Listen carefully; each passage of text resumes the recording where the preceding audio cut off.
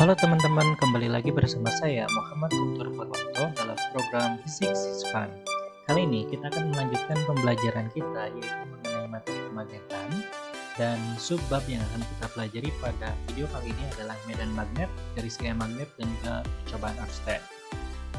Tapi sebelumnya, bagi teman-teman yang belum subscribe channel ini, silahkan klik tombol subscribe terlebih dahulu di pojok kanan bawah.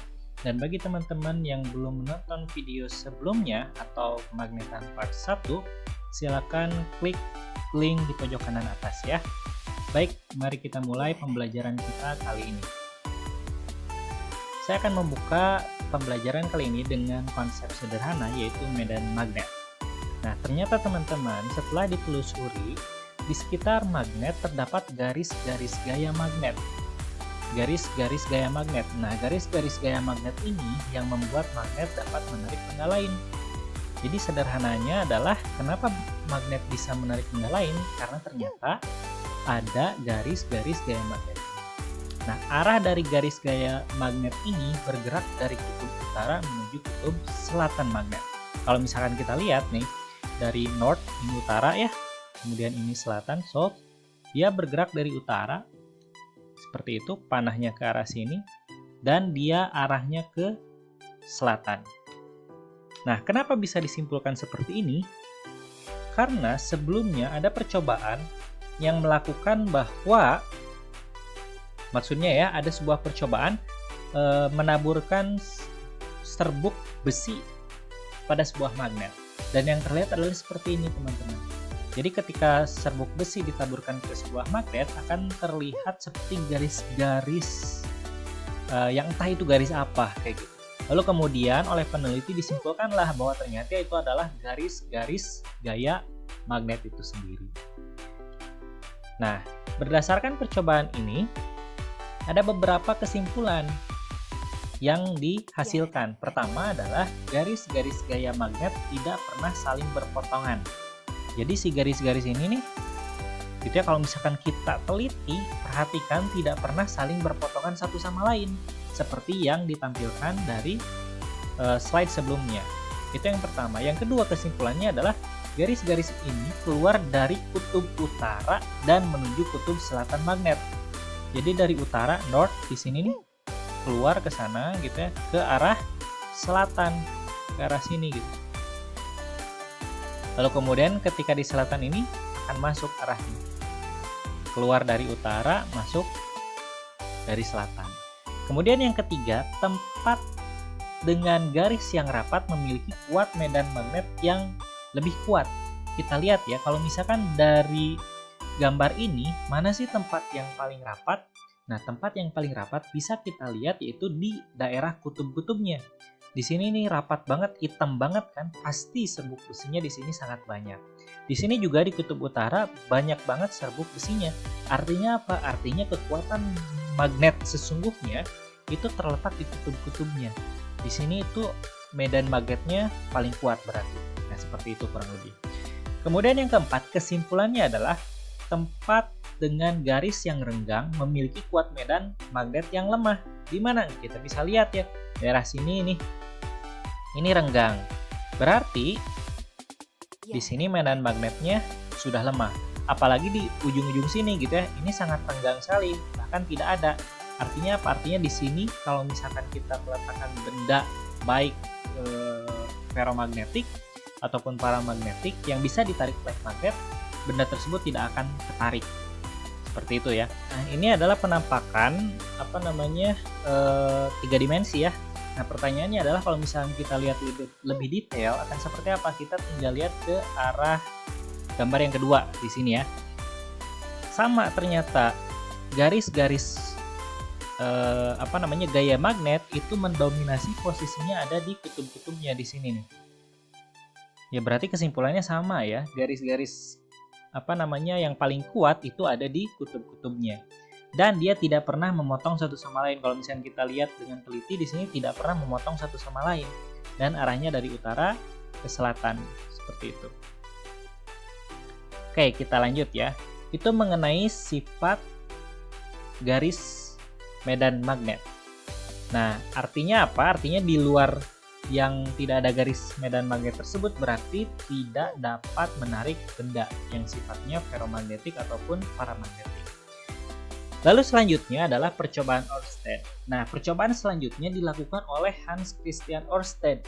Dia ini meneliti tentang pengaruh kawat berarus listrik. Jadi ada sebuah kawat dialiri arus listrik, kemudian di daerah kawat tersebut atau di dekat dengan kawat tersebut disimpan sebuah kompas. Lalu si Ørsted ini meneliti gitu ya, apa yang akan terjadi dengan kompas tersebut. Nah, ternyata hasil percobaannya menunjukkan bahwa jarum kompas menyimpang atau bergerak ketika berada di sekitar kawat berarus tersebut. Kurang lebih percobaannya seperti ini hanya sebagai miniatur saja kayak gitu. Ada sumber listrik di sini, kemudian ada kabel. Kabel ini dialirkan, taruhlah misalkan ada hambatan gitu ya. Lalu kemudian di sekitar kawat ini tentunya berarus, misalkan arusnya ke sini gitu ya. Kita tentukan disimpan sebuah magnet kayak gitu. Maksudnya kompas gitu ya. Nah, harusnya si kompas ini misalkan ke arah sini gitu ya. Tapi ketika arusnya ini dialirkan, ada arusnya, si kompas tersebut tiba-tiba ada penyimpangan. Itu yang dilakukan oleh percobaan Ørsted. Nah, dari percobaan Ørsted ini terdapat beberapa kesimpulan. Pertama, ternyata si Ørsted ini menyimpulkan lewat percobaannya di sekitar kawat berarus timbul medan magnet.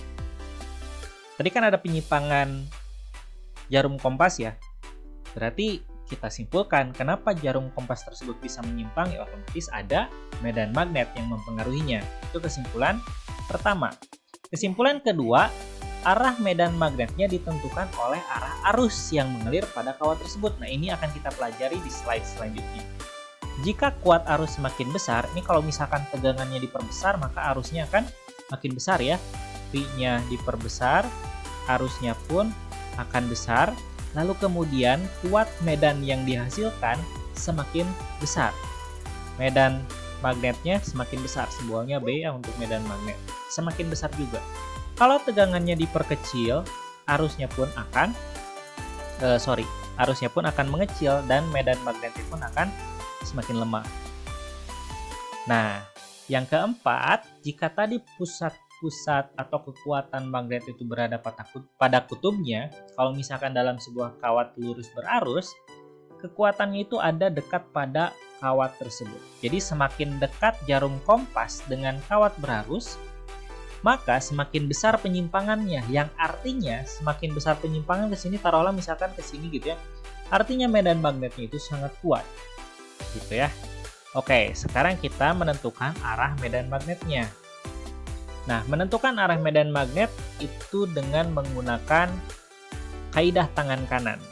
Bagaimana? Oke, jadi kita membagi tangan kita menjadi seperti memegang gitu ya, memegang biasa.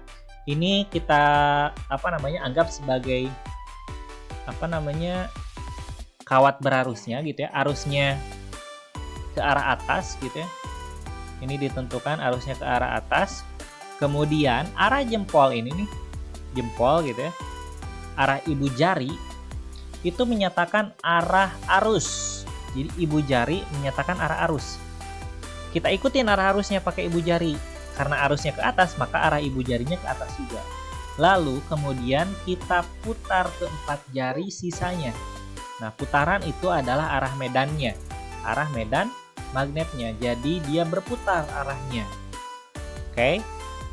Jika ibu jari menyatakan arah arus pada kawat penghantar, sekali lagi arah ibu jari itu arus. Kemudian arah putaran keempat jari menyatakan arah medan magnetnya. Keempat jari menyatakan arah medan magnetnya. Ini ya. Saya simpulkan ya. Ibu jari ini adalah arah arus, ikutin ya. Kemudian 4 jari lainnya ini arah medan. Arah medan magnet. Dan dia arah medan magnet itu melingkar. Oke, sekarang kita praktekkan ya. Kalian praktekkan. Atau bisa pause video ini ya. arah arusnya ke atas. Seperti ini. Gitu ya. Arah arusnya ke atas. Berarti ibu jarinya ke atas. Ke sini. Lalu kemudian yang 4 jarinya kemana? Akan melingkari kan? Seperti ini. Arahnya adalah muter ke sini. Jadi arahnya ke sini. Oke, bisa dimengerti ya. Kalau misalkan arah arus listriknya ke bawah, seperti apa? Berarti ibu jarinya ke bawah. Ke bawah, ibu jarinya ke sini. Lalu kemudian pertanyaannya, kemana arah keempat jarinya? Akan berlawanan arah dari yang tadi, yaitu ke sini. Sederhana kan? Oke, sederhana ya. Silakan dicoba. Kalau misalkan saya punya arah arus listrik ke sini. Oke, ini arus listriknya. Arah B-nya kemana? Silakan tentukan ya sebagai latihan. Kemudian yang kedua, arah arus listriknya ke sini. B-nya kemana? Silakan ditentukan ya sebagai latihan seperti itu. Oke, terbayang ya? Mudah-mudahan terbayang. Kalau misalkan terbayang, cukup sekian untuk materi kali ini. Pada materi garis-garis gaya, medan garis-garis gaya magnet, kemudian medan magnet dan juga pencocokan Thorstein, yaitu medan magnet di sekitar kawat lurus berarus. Jika teman-teman ada pertanyaan mengenai materi ini atau materi fisika apapun, silakan tanyakan di IG ini gitu ya, muhammad.guntur.p atau gurumilenial.id. Kemudian juga bisa ditanyakan ke email muhammadgunturp07@gmail.com. Jika ada pertanyaan yang cukup sulit, akan kita buatkan videonya. Termasuk juga jika ada pertanyaan dalam bentuk soal, kalian bisa bertanya melalui link-link di sini, kayak gitu, atau media sosial di sini. Oke, kita akan lanjutkan dalam pembelajaran selanjutnya, yaitu kemagnetan part 3, dan juga setelah itu kita akan masuk ke induksi elektromagnetik. Cukup sekian pembelajaran kali ini. Terima kasih. Sampai jumpa lagi.